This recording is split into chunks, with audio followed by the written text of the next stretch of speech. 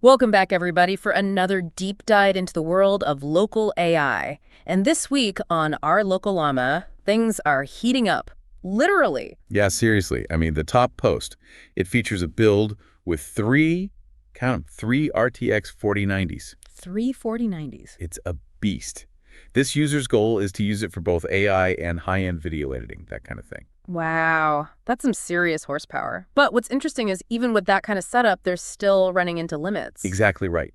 It's a perfect example of how even with the most powerful hardware available today, we're still hitting those bottlenecks in local AI. This user in particular, they're saying their memory bandwidth is maxed out. It's like, imagine everyone in your neighborhood trying to download a movie at the same time. Your internet just grinds to a halt. It's the same idea. Okay, I see. So even if you have multiple GPUs, they can't all get the data they need fast enough. That's it.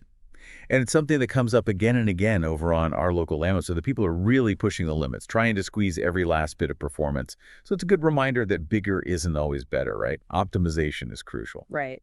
Speaking of optimization, I saw some buzz about a new update to OpenWebUI. It seems like they're trying to make it the platform for AI development, even for people who aren't, hardcore coders. Yeah, this new update is exciting. You can actually run Python code directly in the interface now. Really? So you can actually get under the hood and tweak things yourself. Exactly. You're not limited to just using the pre-made models anymore. Like, imagine you want to create the perfect prompt for summarizing meeting notes, or maybe you're building a project and you need to integrate an AI model directly.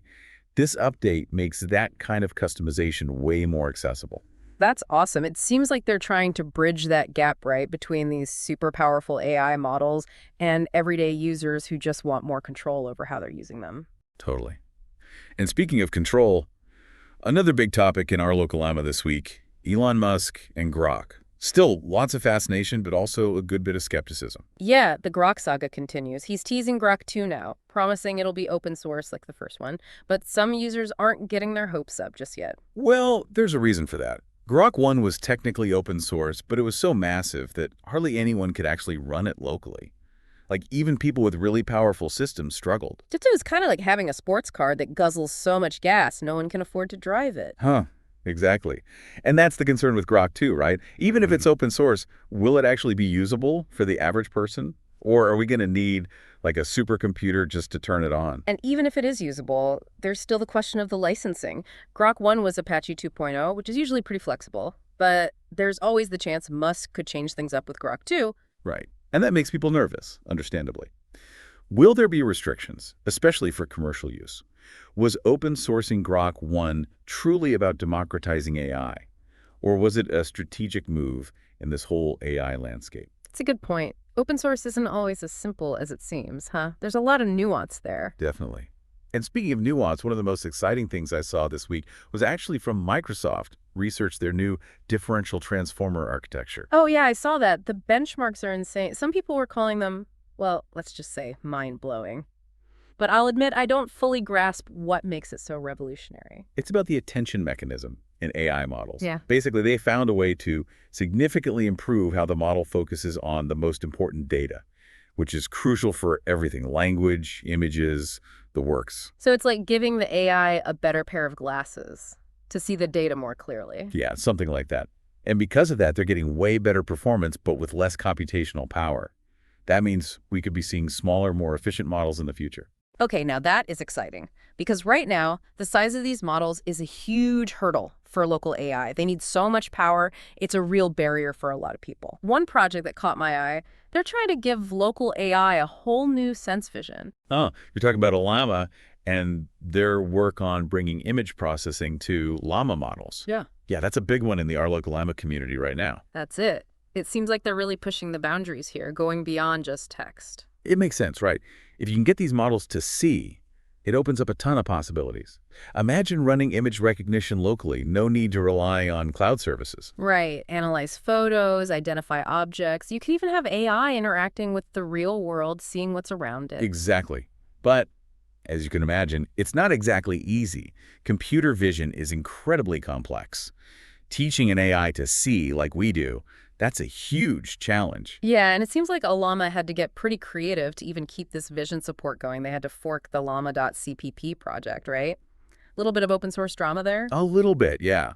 But it just shows you how passionate this community is. They're willing to dive into the code themselves to make these things happen. It feels like every week there's something new and mind-blowing. We saw some of those questions pop up this week, especially around the impact of AI on the job market. Like that report predicting a huge chunk of engineers will need to adapt to these new AI tools by 2027. Yeah, that was a big one. AI is already changing how we work, and those changes are only going to accelerate. So for anyone listening who might be feeling a little apprehensive about all this, what advice did you pick up from our LocalLLaMA? How do we navigate this new world? Well, one thing that came up a lot was the importance of staying informed.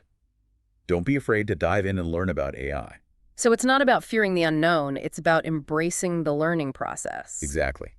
The people who seemed most optimistic were the ones who saw AI not as a threat, but as a tool. Something that can augment our abilities, create new opportunities. Someone even compared it to learning to collaborate with a brilliant but somewhat unpredictable coworker. I love that. Yeah. And it really fits, right?